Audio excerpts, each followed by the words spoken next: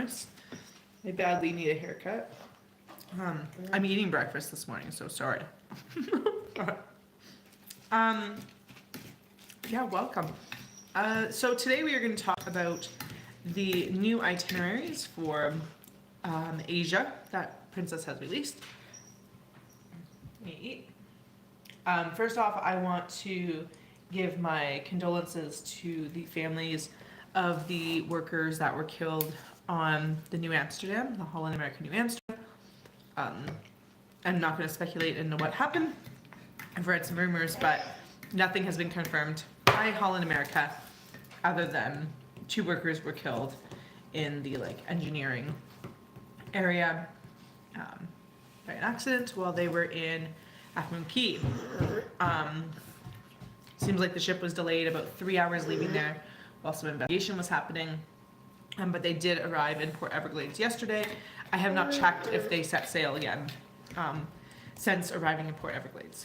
I had a client coming in, the Celebrity Apex, yesterday, and they seemed to arrive fine. Other ships were fine with, so I think they were planning on going to Port Everglades. Anyway, Asia. This is a bucket list area for me. I used to live in Korea a long time ago in a different life.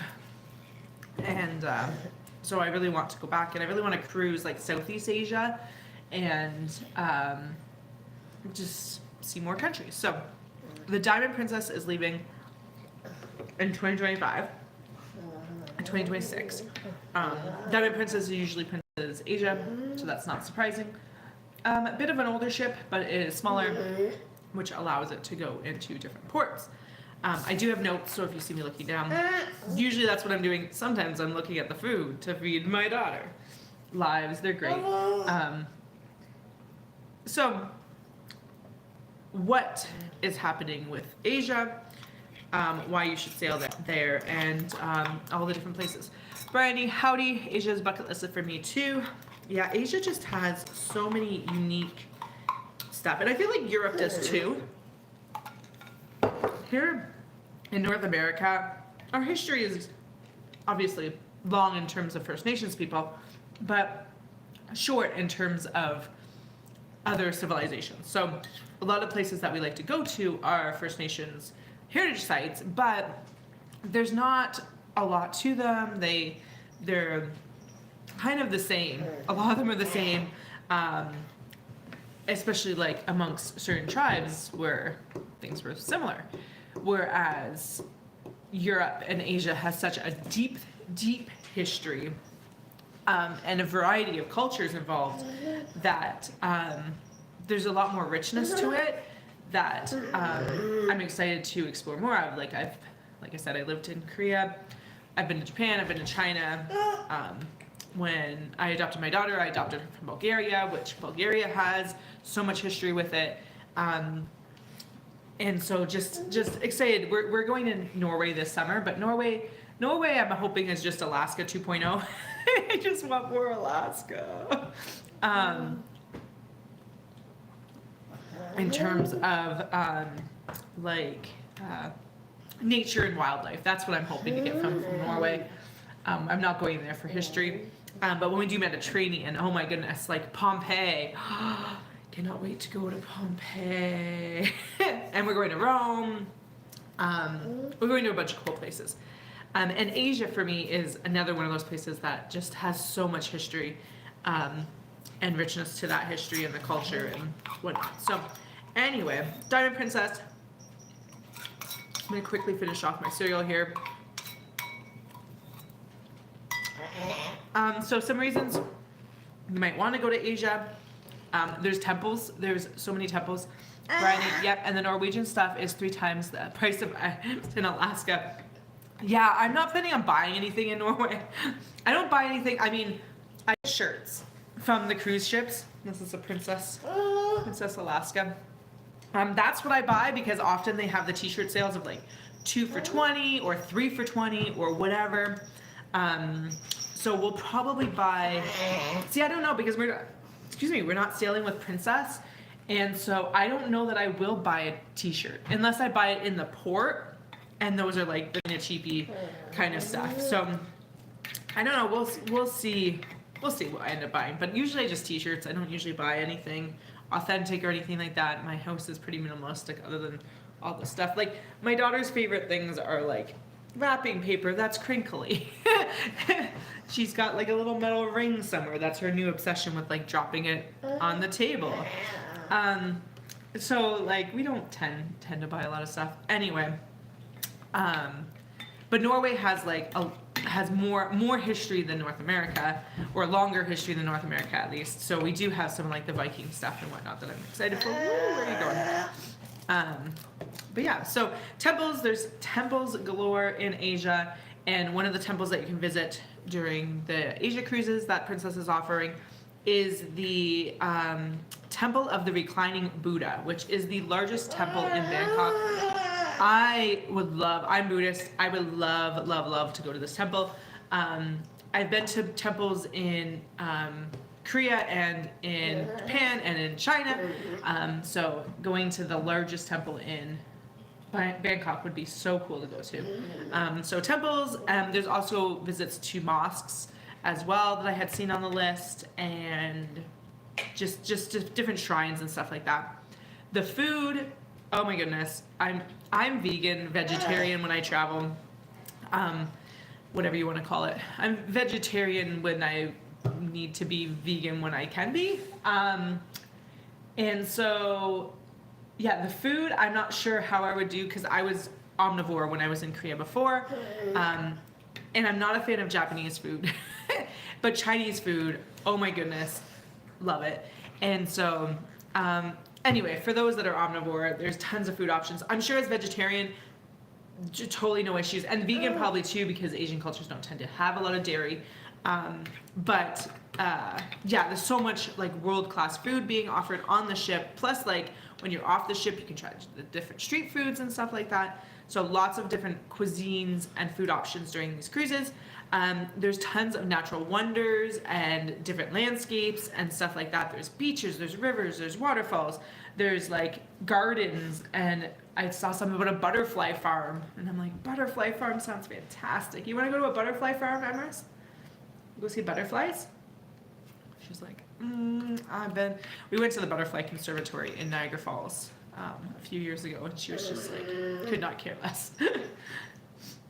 Yeah.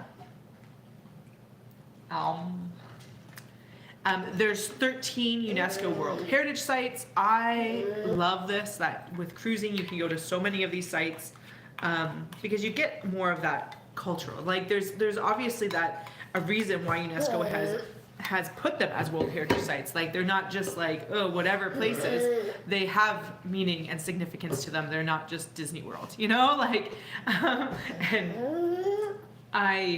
every time I look at, I tangent. If you're new to my channel, welcome. I am the least focused YouTuber on YouTube. I get distracted very easily. I have ADHD. And yeah, that's where my life goes. Anyway, I was looking at prices for Disney and was like, I just cannot pay those prices to stand in a hot line. I mean, my daughter has special needs. We get the like disability pass and stuff like that. But still, standing outside in the heat to ride a ride for 30 seconds that she's probably not gonna like, to then go do it again, and to pay for food, and to pay for all the separate things, and to be in crowds for parades. Anyway, just can't. I want to like Disney, but I'm not that person. Yeah, so overall, there's 29 destinations and 9 countries that they are going to. They are going, starting and stopping in Singapore and Japan. We also have Hong Kong, China, Taiwan, South Korea, Vietnam, Thailand, Cambodia, Malaysia. So there's 9 countries total that you can visit using these cruises. They are anywhere from 12 to 28 days long. So I would love to do the 28-day one. Sadly, a lot of these itineraries happen when I am at my not preferred day job. I would rather be traveling all the time and just be that. That is my goal one day. But sadly, these happen in like January, like the winter season is when Discovery does it. So winter here in the northern hemisphere, and so we just don't have that as an option because I can usually only travel in summer. What else? So they are offering some longer ports as well, so what they call more ashore. So these usually are either overnight stays, longer stays, like longer stays during the day, or sometimes even like 2 days where they're there for 2 whole days before leaving. Or like they go there, they're there for that day, they stay overnight and they're there for that day kind of thing.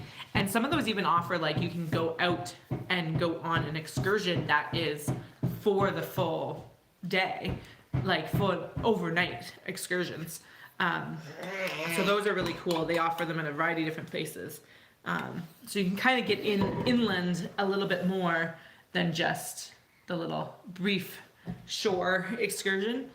So why should you cruise there versus traveling there? So a little bit about me. I'm going to take a drink and how I've traveled. So I've traveled Asia by myself. Like I said, I used to live in Korea. A lot of just bus trips. Japan, I took the ferry from Busan, South Korea, as I lived close by there. And I took it to Fukuoka. And then I took the train to Tokyo. And then I did train stops all along the way.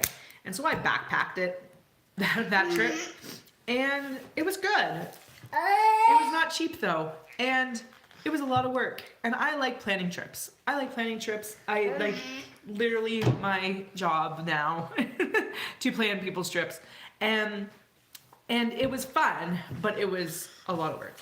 And then when I went to China, I did a private tour guide thing where I hired a private driver and a private guide, and they took me around. So I flew in, they met me at the airport, they took me around everywhere, dropped me off at the airport, I flew to a different city, and then did all that. So I got to see a lot, but there was a lot of like transit time, like a lot of time on the train, a lot of time on planes, just driving around to different places. And so with cruising, you don't have that. You go to sleep and you wake up somewhere new. You can obviously do some longer stuff on the more ashore ones, but you don't have to. And so if you want to see a lot of cool different places, you can do that. You also only unpack once. Whereas I had like this backpack that I was dragging around and this other bag that I was dragging around in Japan. And I was staying in a different hotel every night. So I didn't unpack. I was just like taking things out and in, and it was a disaster. Whereas with cruising, you just unpack once in your stateroom. Emrys, please don't kick the table. Feet down. You unpack once in your stateroom and then you're good. Like obviously if you're going to do the more shore excursions where you are going to a hotel for the night, you'll have to deal with that. But then you're only packing for one night from whatever you have in your stateroom, and then you're getting back on the ship the next day kind of thing. So it's not as much of a big deal. Your transportation is so much easier than what I was doing. Shore excursions are being offered. You don't have to plan your own trips. You don't have to worry about exchanging currency to pay for those, especially if you are hitting up 9 different countries with potentially 9 different currencies. It's a little bit trickier to be able to like get all those currencies and stuff like that. Whereas with this, usually with your shore excursions, you don't have to pay anything extra, like maybe a tip. So you might want a bit of a currency, but sometimes you can tip just in US dollars.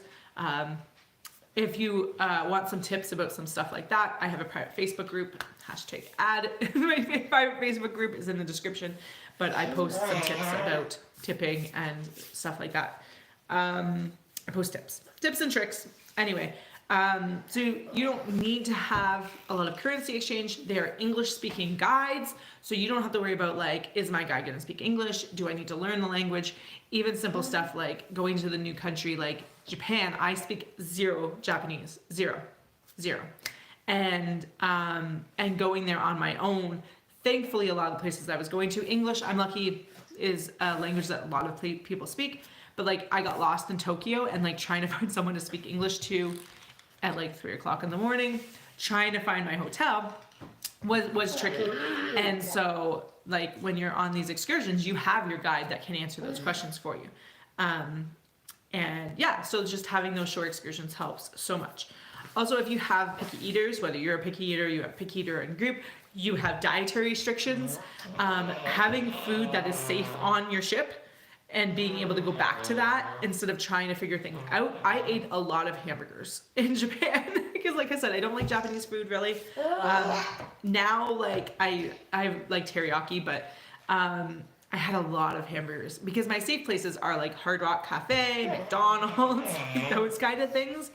And so now I don't even know where I would eat, to be honest. I probably would default to like Hard Rock Cafe and those American kind of diners. I was also at Disney and Universal, so like probably have a lot of French fries. In China, I have no clue what I would eat there now. A lot of rice. Especially because like me and my daughter are vegetarian, but my brother isn't. So he is the anti-veggie. He'll eat rice, but he'll want meat with it. So like to try to accommodate all those different dietary restrictions if we were traveling not on a cruise ship would be really hard. Whereas the cruise, we have buffets, we have dining rooms, we have English menus. That's a huge thing for me. Like I haven't been to Cambodia, for instance, and so I don't know like if I could even find menus because we play GeoGuessr. It's like a geography game, and we've done Cambodia and signage. It's signage in a language that we don't understand, whereas at least Korea I can sound it out. Japan, when I got to Japan and I didn't know how to get to the bus or the train station, I happened to have the bus to the train station had train station in Korean, and that's how I knew how to get to the train station because I had no clue what it was in Japanese. Now, yes, we do have Google translators and stuff like that to help. This was back in 2008. So yes, there's more things, but like at least in Korea, I felt safer in terms of understanding because I knew enough of the language. Anyway, Cambodia, I can't even read the language. Malaysia, have no clue. I don't even know what they speak in Malaysia. So, Cambodia, I have enough students are in Cambodia. But anyway, I don't know the language. So, to like find food and menus and stuff like that is a lot trickier than just eating on the cruise ship. And we do that anyway. Like no matter where we travel, we tend to do our excursion in the morning and then be back on the ship for lunch. And then if we want to, we can always get back off the ship again, but that tends to be our default is do an excursion in the morning and then have lunch. Or if it's an afternoon excursion, we have lunch and then we go on our excursion. We rarely are eating off the ship. If we're usually having off the ship, we're having like a snack. But yeah, heaters, unpacking once. So there's a ton of Japanese itineraries. I'm going to talk more about the itineraries now. A ton of itineraries available for Japan. Specifically just for Japan, they do a ton just back and forth, different ones. The one that I would want to do the most is the Cherry Blossom Festival ones. I love cherry blossoms, and I would love to go for the Cherry Blossom Festivals, and that one's really cool to be able to do that. But they do the bigger ones, the 12 to 28 day, not Japanese ones. So the Japan ones, I think you can get 7-day ones for. I didn't write that down, but the bigger, longer, like Southeast Asia ones are 12 to 28 days. And so those ones go either Tokyo to Singapore, Singapore to Tokyo, or Singapore round trip to Singapore. And those ones there are more what I would be interested in, probably the 28 day. I am like, how many places can I go for how long can I be on a ship, especially with flying? I have shellfish anaphylaxis allergy. I like the safety of the ship buffet instead of winging it at coastal places. Often shellfish sauce isn't a lot of food. Exactly, like having that safety of, especially having the safety of, what are you doing? Having the safety of an English speaking, like not to say, okay, I've had questionable experiences on cruise ships with being like, does this have XYZ in it?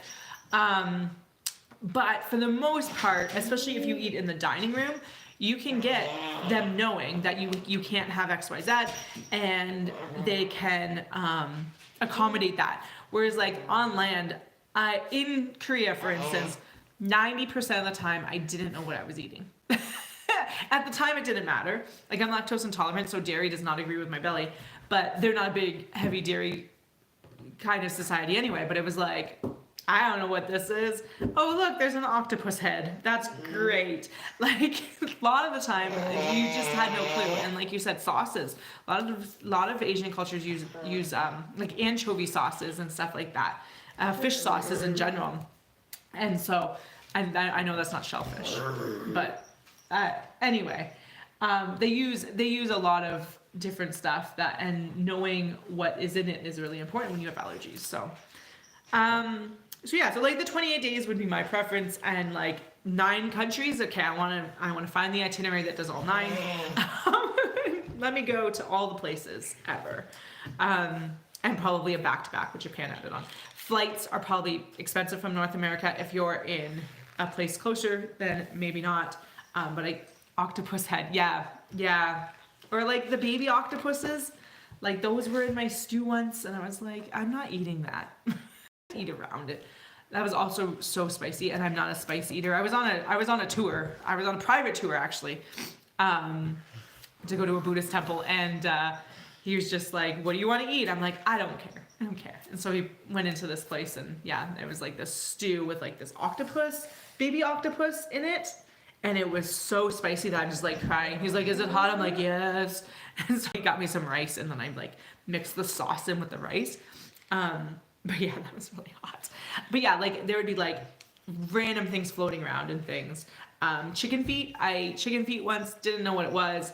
And it was stupid because I knew the word for chicken and I knew the word for feet. And for some reason it didn't click on me, what I was ordering. We ordered like a plate of like a variety plate. And so I can't even handle pepper. Yeah, I am not good with spice. Emrys loves spice. I don't know if that's like a sensory autism, Down syndrome kind of thing, sensory seeking or what, but she loves spice. I'm such a baby with any amount of spice. Me too. My brother knows this, where I'm like, like this is too hot. And, yeah, I can't do spice. And I think that's why I didn't know Emrys liked spice until my brother. Ooh, bird. Did you see the birdie? I'm not letting you out because you're gonna climb all over.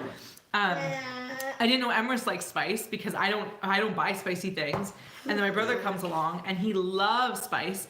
And so, fine, let me move this stuff. Don't steal the coffee though. That's the thing I don't want you to smell. Brandy, that's also why I like the buffet avoid spice. Yeah, usually they'll have like a spice thing. Saying if it's spicy, you can say hi. Oh, there's Emrys. There's Emrys. Hi. Hi. I'm gonna tell him how you bit me the other day. Where are you going? Where are you going? Anyway, we're gonna wrap this up, I think, because she's done. Say hello, Auntie Bryony. Say you need to come to Alaska with us. If anyone is interested, I have a group cruise for Mexican Riviera. That's Mama's notes. Please don't rip them. Mexican Riviera. Hello, beautiful dragon. Yes, she makes dragon noises too. It's great. And Mexican Riviera. We have a spring break cruise in April 19th to 26th, 2025. On the Discovery Princess, which is a new ship. It is the second newest ship. The only newer ship is the Sun, which literally just launched. Beautiful, beautiful ship. So we have that one going on for a week. That is the same cruise as me and Emrys did at Christmas time. So if you watched our vlogs from that, same ports, all that, just on a better ship. Better cruise line. And then we have a group cruise to the Panama Canal in December of 2025 on the Caribbean Princess, which I have vlogs for that cruise ship as well, but that is an old vlog. That was from 2014.